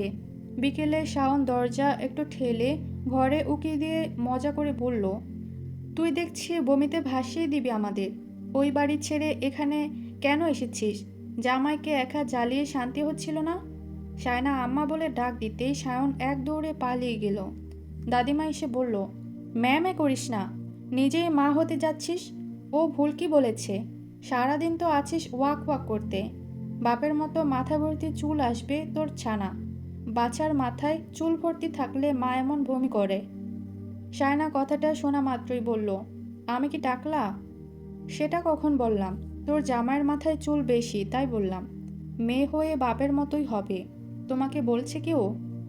ওমা, বাচ্চা তার বাপের মতো হবে না? নাকি এখন অস্বীকার করবি বাচ্চাটা পেটে এমনি এমনি চলে আসছে? শায়নার শক্তি জোগাড় করে চেঁচিয়ে উঠল, আম্মা! তোমার শাশুড়িকে যেতে বলো এখান থেকে। দাদিমা মুখ মোচড় দিয়ে বলল, ঢং! জামাই সহ্য হয় না আবার তার ছানা পেটে নিয়ে ঘুরছে। ওরে ঢঙ্গি, এমন কত ঢং দেখলাম জীবনে। শায়না চিৎকার করে বলল, বুড়ি, আমি মাথা ফাটাবো তোমার। আম্মা রে! সাইদা বেগম হন্তদন্ত পায়ে ছুটে এলো। দাদিমা হাসতে হাসতে বেরিয়ে গেলেন। সাইদা বেগম বললেন, ও বাড়িতে এলে আপনি ওকে শান্তি দেন না আম্মা। মেয়েটা আপনার জন্যই আর আসতে চাইবে না এখানে। মুরব্বী মানুষ হয়ে কী সব কথা বলেন ওর সাথে। আমি বলতে পারবো তাই বলি, তুমি আমাকে শিখায়ও না। সাবরিনা শাহিদা বেগমকে ডাকলো তখনই, আম্মা কোথায় আপনি? বড় আম্মা এসেছে। আম্মা! সাইদা বেগম যেতে যেতে বললেন, হ্যাঁ বসতে বলো। মেহমান পেছন দরজা দিয়ে এলো কেন? রোশনারা ভেতরে চলে এলো। দাদিমা বললেন, ভূতের বউ দেখতে চলে এলে নাকি রায়হানের আম্মা? রোশনারা হালকা হাসলেন, বললেন, হ্যাঁ সেজেগুজে সামনের দরজা দিয়ে আসতে অনেক কাহিনী করতে হয়। ঘুমাচ্ছে নাকি? ঘুমালে ঘুমাক। না জেগে আছে, এমনি শুয়ে আছে। দুপুরে ভালো করে খায়নি। এই মেয়েকে নিয়ে আমি কি করব জানি না। আসেন। রোশনারা বললেন, তাজ যেহেতু চলে যাবে, ওর দাদার বাৎসরিক ফাতেহাটা তাই এই মাসেই দিয়ে দিচ্ছি। মেজবানের দাওয়াত আগে থেকেই দিয়ে রাখলাম। ওই দিন সায়নাকে বাড়িতে থাকতে হবে, মেহমান আসবে তাই। বলতে বলতে দুজন সায়নার ঘরে ঢুকলো। সায়না শোয়া থেকে উঠে বসলো। ওড়না খুঁজে নিয়ে মাথায় কাপড় দিল। রোশনারা বলল, তুমি শুয়ে থাকো, উঠতে হবে না। যে কথাটা বলতে এসেছি, মেজবানের দিন বাড়িতে থাকতে হবে তোমাকে, তাই সকালে চলে যেও। সায়না মাথা দুলালো। রোশনারা দরজা টেনে দিলেন। সায়না ওড়না ছড়ে মেরে আবারও শুয়ে পড়ল। ফোনটা হাতে নিতেই মেসেঞ্জারে দেখল তাজদার সিদ্দিকীর নামের পাশে সবুজ বাতি জ্বলজ্বল করে জ্বলছে। ইনবক্সে ঢুকতেই সায়না দেখল তার নিকনেম চেঞ্জ করেছে। তার নিকনেম সেট করেছে সরি দিয়ে। সায়না ফোনটা রেখে দিল। কিছুক্ষণ পর টুং করে নোটিফিকেশন এলো মেসেজের। সায়না ক্লিক করতেই তাজদার সিদ্দিকীর ইনবক্সে নিয়ে গেল। সেখানে লেখা আছে, sorry for everything but not sorry for baby. কারণ ও আশায় তোমারই বেশি লাভ হয়েছে। Take care of yourself. আমি যতদিন দেশে থাকবো ততদিন তুমি আমার সামনে আসবে না, এলে কাঁচা চিবিয়ে খাবো। তাই পরের দিন তার নিত্য প্রয়োজনীয় জিনিসপত্রগুলো আনতে গিয়ে সায়না খুব ভয়ে ভয়ে ছিল। সায়না কাপড় চোপড় গোছগাছ করে ঘর থেকে বেরিয়ে এলো। তিতলি এসে বলল, আর কখন আসবে? তুমি না থাকলে ভালো লাগে না। সায়না একটু ভেবে বলল, অনেক দিন পর গিয়েছি, কিছুদিন থাকবো। তাড়াতাড়ি চলে এসো, ব্যাগটা আমাকে দাও। না থাক, আমি পারবো। সায়না তিতলিকে ব্যাগটা দিল না, নিজেই নিয়ে যেতে লাগলো। যাওয়ার সময় রোশনারা দেখা করে যেতে বলেছে। সায়না রান্নাঘরের সামনে গিয়ে দাঁড়ালো। দাদিমা তাকে দেখে বলল, এসো। সায়না ভেতরে গেল। রোশনারা তার দিকে ফিরে বলল, তাজ তোমাকে ফোন করেছে? না। তুমিও করনি? প্রশ্নটা জোহরা বেগম করলেন। সায়না দুপাশে মাথা নেড়ে বলল, না।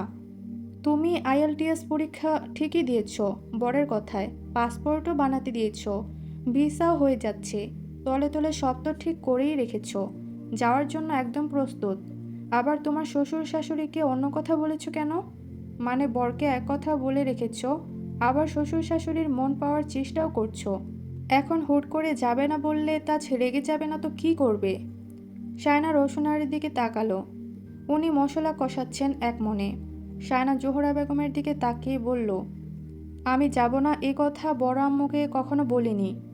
কি আশ্চর্য কথা, তুমি পড়াশোনা ছাড়তে পারবে না বলেছিলে না, আবার যাওয়ার জন্য তৈরি হয়ে আছো। তোমার কোন কথাটা বিশ্বাস করব?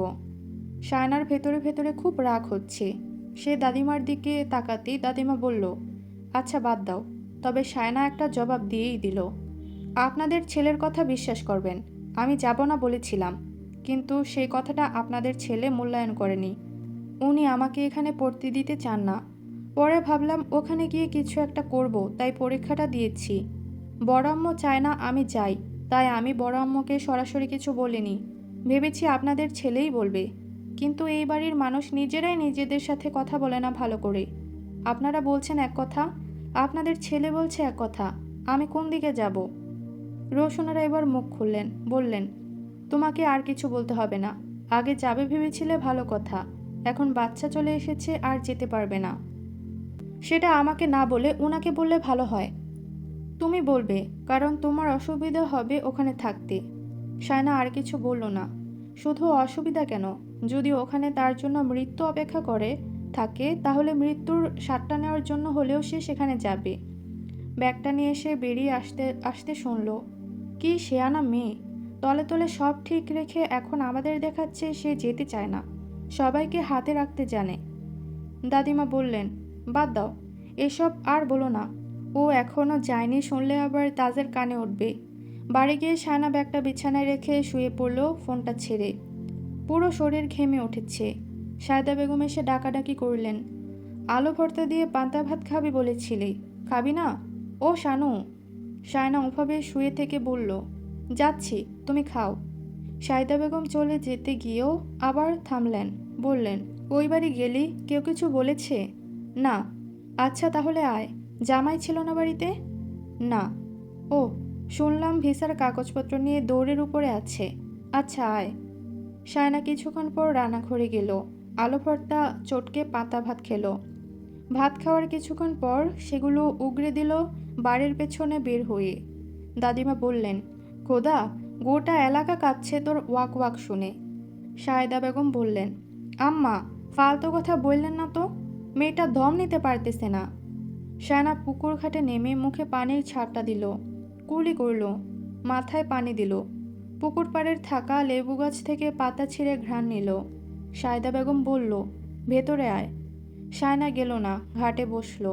ঠান্ডা বাতাস আছে এখানে, ভালো লাগছে। সায়েদা বেগম বললেন, এভাবে চুলের আগা খোলা রেখে ওখানে বসে থাকিস না শানু। শায়না পুকুরের পানির দিকে চেয়ে রইল এক দৃষ্টিতে। কিছুক্ষণ পর পায়ের শব্দ তুলে শাওন ঘাট পেয়ে নেমে এলো। শায়নার পাশে ধপ করে বসে পড়ল, হাতে কতগুলো আচারের প্যাকেট। সায়েদা বেগম চেঁচাচ্ছেন, ওকে দোকানের আচার খেতে দিবি না শাওন, ফ্রিজে আছে আচার। শাওন বলল, বার্মিজ বড়ই আচার, এগুলো ভালো। তুমি বেশি কথা বলো না আম্মা, চুপ থাকো। শায়না আচারের প্যাকেটগুলো নিল। শাওন বলল, দে, ছিঁড়ে দেই। শায়না দিতে চাইল না।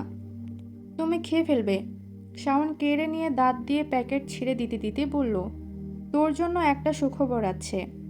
শায়না প্যাকেট কেড়ে নিয়ে বলল, কি? শায়না দাঁত দেখিয়ে হেসে বলল, তোর জন্য একটা ভাবি ঠিক করেছি। শায়না মুখ হা হয়ে গেল। কি? শাওন চোখ টিপে বলল, হ্যাঁ। শায়না ধুম করে কিল বসিয়ে দিল, মিথ্যে কথা। আহা, মারছিস কেন? সত্যি সুন্দর আছে, ছবি দেখবি? মেজ ভাইয়া এখনো বিয়ে করেনি, আর তুমি? বিয়ে তো এখন করছি না। আজব। আর কতদিন সিঙ্গেল থাকবো? ছবি দেখাও। শায়ন ছবি দেখালো তাকে। শায়না ছবিটা দেখে হাসলো, বলল, সুন্দর। আমার বয়সী? হ্যাঁ। আমাকে বলবো? সোজা ঘর থেকে বের করে দেবে। মেজ বিয়ে করুক, তারপর ওকে নিয়ে আসবো। হ্যাঁ, শখ কত? চাকরি ছাড়া ওর বাবা তোমার হাতে মেয়ে দেবে? আমার বউ কি গোটা দুনিয়া খাবে? ওর ভাতের অভাব হবে না। শোন, ওকে বলে দিয়েছি, তোমার বাপকে বলে দেবে যৌতুক হিসেবে আমার বাইক চাই, আর কিছু লাগবে না। বলেই হা হা করে হাসলো সায়ন। শায়না তার সাথে সাথে হাসলো, বলল, তুমি বেকার জেনে কিছু বলেনি? বেকার আবার কি? যারা সারাদিন শুয়ে শুয়ে ঘুমায় তাদের বেকার বলে। আমি সারাদিন দৌড়ের ওপর থাকি, ঘরের বাজার সদাই করি, বোনের সেবা করি, বাপ ভাইদের কথা মেনে চলি। এগুলো কি কাজ নয়? শায়না ফিক করে হেসে উঠে বলল, পাগল। শোনো, তোমার বিয়েতে আমি খুব মজা করব। আমাদের বাড়ির শেষ বিয়ে তোমার। চাকরি বাকরি কখন হবে? তোর বরকে বলিস আমাকে একটা চাকরি বাকরি দিতে। শায়না চুপ হয়ে গেল। শাওন তাকে কুনোই দিয়ে ধাক্কা দিয়ে বলল, ওই। শায়না তার মুখের দিকে তাকিয়ে আলতো করে হাসল। ছোট ভাইয়ার চোখে সব কত সহজ। সে কেন এত সহজ করে সব ভাবতে পারে না? ও ভাবে বিয়ের পর বউ ওর এইসব অভাব স্বভাব মেনে নেবে, কিন্তু আসলেই মানবে? শায়না চায় তার ভাই সব সময় এমন হাসি খুশি ছটফটে থাকুক। কি রে, মুড অফ হয়ে গেল কেন? আচ্ছা, এসব কথা বাদ দে, তুই বিদেশ চলে যা, ওখান থেকে বাইক পাঠাস একটা। বলেই আবারও হো হো করে হাসলো সায়ন। শায়না এবার রেগে গিয়ে বলল, এভাবে হাসবে না সব সময়, এত বেশি আশা রাখা ভালো না। আমি কত কি ভেবেছিলাম, কিছুই হয়নি। তুমি যা ভেবে রাখছো তার কোনো কিছুই হবে না। শাওন হাসি থামিয়ে বলল, চাকরি হবে না বলছিস? আচ্ছা বেশ, তোর বড়লোক বরকে বলিস আমাকে কয়েক লাখ মামও দিতে, ব্যবসা করব। শায়না আশ্চর্য হয়ে বলল, তুমি কি বলছো তুমি নিজেও জানো না? আমি কোনোদিন ওনার কাছ থেকে একটা টাকাও চাইনি। চাসনি কেন? শায়না জবাব দিতে পারল না। শাওন বলল, চেয়ে নিবি? মুখে বলতে লজ্জা লাগলে কাগজে লিখে দিবি, মাসে মাসে হাত খরচ নিয়ে নিবি। বড় ভাই ভাবিকে দেয় দেখিস না? তোর যেটা মনে চায় সেটা বলে দিবি। কথার দাম না পেলে তখন যদি লজ্জা দে? বউয়ের কথার দাম দেবে না তো কার কথার দাম দেবে? নিজ থেকে না দিলে নিজেই নিয়ে নিবি। আর তোর বরের পয়সা বেশি, সবাই তাই তোকে তাদের কথায় নাচতে চাইবে। হাতে রাখতে চাইবে। নিচে যেটা ভালো মনে করবি সেটা করবি। আমি যদি তোমার মতো হতাম, হেলে দুলে বেড়াতাম, কোনোদিন বিয়ে শাদী এইসব করতাম না। তোমার জীবনটাই আনন্দের। তোর মাথা। যদি কেউ আমার দায় দায়িত্ব নিত, আমি তার কোলে উঠে বসে থাকতাম। পুরুষ মানুষের জীবন অনেক কঠিন। আমি এভাবে চাকরি বাকরি না পেলে দেখবি একটা সময় গিয়ে নিজেকে নিজের বোঝা লাগবে। তাজ ভাই তোকে ফোন দেয়নি? না, সামনে যেতে বারণ করেছে। বাদ দাও, এগুলো নিয়ে কথা বলতে ইচ্ছে করছে না। তুই চলে আসায় রেগে গেছে মনে হয়। রাগ করে না কখন? পায়ের নখ থেকে মাথার চুল রাগ দিয়ে ভর্তি। এত উগ্র মানুষের হাতে তোমরা আমাকে কি করে তুলে দিলে জানি না। তোকে তো পছন্দ করে বিয়ে করেছে, বহুত খাটুনি করেছে। তৌসিফ বলেছে আমাকে। কেউ রাজি ছিল না ওই বাড়িতে। বড় আব্বা নাকি বলেই দিয়েছিল এই বাড়ির মেয়ে ওই বাড়িতে তুলবে না। পরে বড় আম্মুর ভাইরা বুঝিয়েছে ছেলের কথা না শুনলে হাতছাড়া হয়ে যাবে। ছোটবেলায় ও কেমন যেন ছিল, আমাদের সহ্য করতেই পারতো না, তাই না? সায়না আস্তে করে বলল, হুম। তোকে কখনো এসব বলেছে? না। এখন মহিষ কিনতে গিয়েছে মেজবানের জন্য। ও নাকি পছন্দ করে মহিষ কিনবে। রায়হান ভাই আবারও চটে গেছে ওর শর্ত শুনে। পাগল করে ছাড়বে সবাইকে। ফর্সা মহিষ কোথায় পাবে? শাওন হেসে উঠল হো হো করে। সায়নাও তার সাথে সাথে হাসলো।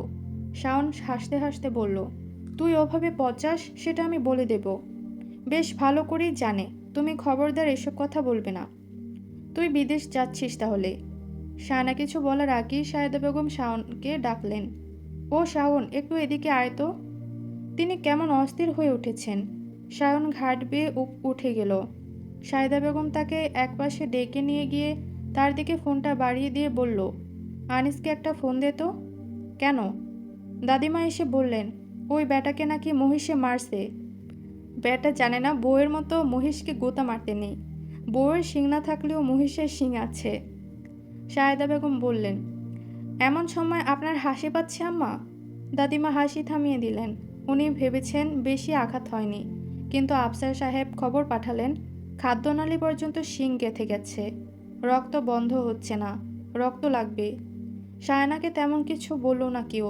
সে ঘরে গিয়ে বিছানায় শুয়ে পড়ল। কিছুক্ষণ পর ফেসবুকে ঢুকতেই দেখল তার লিস্টারই একজন ভিডিও ছেড়েছে।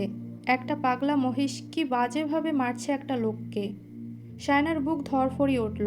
কি আশ্চর্য মানুষ! একটা মানুষকে এভাবে মারছে আর মানুষ দাঁড়িয়ে দাঁড়িয়ে সেটার ভিডিও করছে। সাদা শার্টটা পুরো রক্তে লাল হয়ে গিয়েছে, ভিডিওতে তা স্পষ্ট দেখা যাচ্ছে। ভিডিওটি দূর থেকে করা, তাই লোকটার চেহারা দেখা যাচ্ছে না। সে স্বভাববশত কমেন্ট বক্সে ঢুকলো। সবাই জিজ্ঞেস করছে লোকটা বেঁচে আছে নাকি। গত বছর একটা মহিষ পাগল হয়ে রান্নাঘরে ঢুকে গৃহবধূকে মেরে ফেলেছিল। ওই ঘটনার কথা মনে পড়তেই সায়নার হাত পা ঠান্ডা হয়ে এলো। সায়না ভিডিওটা দেখে সায়েদা বেগমকে ডাকলো, আম্মা, মেজ ভাইয়া কি হাটে গিয়েছে ওদের সাথে? সায়েদা বেগম এলেন। কেন? ওখানে একটা মহিষ নাকি পাগল হয়েছে, একজনকে মেরেছে খুব বাজেভাবে।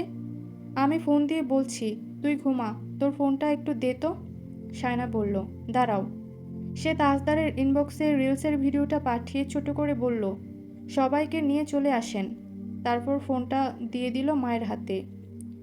আনিস ব্লাড ডোনেশন গ্রুপের চেয়ারম্যান।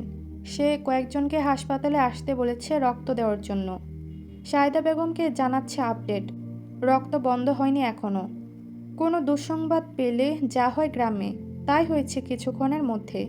উঠোন ভরে গেছে মানুষে। এক একজন এক এক কথা বলছে। কেউ কেউ বলছে ওই ছেলেটা মা বাপকে বেশি আঘাত দিয়ে কথা বলে, তাই বেশি বিপদে পড়ে। ওই দিনও নাকি একটা অ্যাক্সিডেন্ট থেকে বেঁচে গিয়েছিল। মা বাপকে বেশি জ্বালায় ছেলেটা, একদম ছোট থেকে দেখছি। রায়হানের মা এই ছেলেকে নিয়ে শান্তি পায়নি একদম।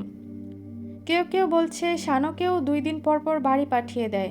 এই জন্যই বলে কথা বলার সময় সংযত হতে হয়, হুঁশ রাখতে হয়। আর ছেলেটা গরিব দুঃখী পছন্দ করে না, দান সৎকা দেওয়া পছন্দ করে না। এইসব না দিলে বিপদ বাড়ে। কেউ কেউ বলছে আশরাফের মার মেয়েটা অলক্ষণে, বউ এমন হলে ছেলেদের জীবনটা শেষ। আবার তাদের মধ্যে তর্কও লেগে যাচ্ছে। সায়নার চাচিরা সায়নার পক্ষে বক্তব্য দিচ্ছে, তাস্তারের পক্ষের লোকজন তার পক্ষে বক্তব্য দিচ্ছে। একজন বৃদ্ধা ধমকে উঠলেন, তোমাদের এইসব কথা রাখো, বিপদের সময় আল্লাহকে ডাকতে হয়। একই বাড়িতে বিয়ে হলে অনেক কিছু হয়। এসব শুনলে আশরাফের মা তোমাদের উপর ক্ষেপে যাবে। বউ জামাইয়ের মধ্যে যাই হোক, কেউ কখনো কারো খারাপ চায় না। বিপদ আপদ আল্লাহর একটা পরীক্ষা। তোমাদের মুখ বন্ধ করো, আল্লাহকে ডাকো। সবাই ক্ষণিকের জন্য চুপ হলেও আবারও নিন্দায় জড়িয়ে পড়ল। রোশনেরা বাড়ির পেছনে বের হয়ে ফোনে কার সাথে যেন কথা বলতে বলতে কান্নাকাটি করছেন। তিতলিও কান্না মুছতে মুছতে একের পর এক ফোনে কথা বলছে।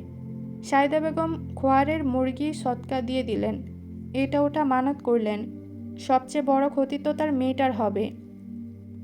তিনি বাড়ির বাইরে এসে চোখের জল ফেললেন। দাদিমা ঘরে এসে দেখল সায়না ঘুমোচ্ছে। ও সময় অসময়ে ঘুমোয়। দাদিমা তার মাথায় হাত বুলিয়ে দিয়ে চলে গেলেন।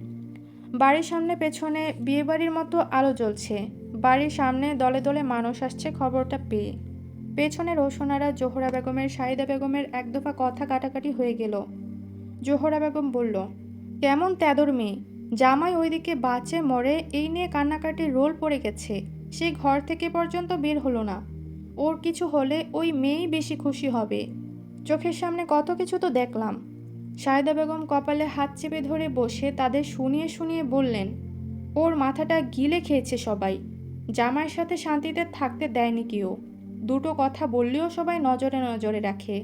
আমি জানি সব। কুবুদ্ধি দিয়ে দিয়ে শেষ করে দিয়েছে ওর সংসারটা। ওদের বউ জামাইকে একা বিদেশে যেতে কারা দিচ্ছে না সেটা তো আমি ভালো করেই জানি। রোশনারা চোখ মুছে নিয়ে বললেন, আশরাফের মা কি বললে?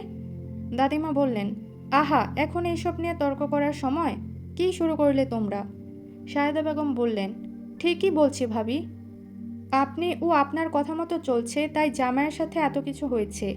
আপনারা তো মা ছেলেরা ঠিক নেই। নিজেদের সম্পর্ক ঠিক নেই আবার আমার মেয়ের দোষ দেয়। এটুকুই ছিল তাজমহল গল্পের পর্ব 42 থেকে 46 পর্যন্ত। ভিডিওটি ভালো লাগলে একটি লাইক দিবেন এবং পরবর্তী পর্বগুলো দেখতে চ্যানেলটি সাবস্ক্রাইব করে রাখবেন।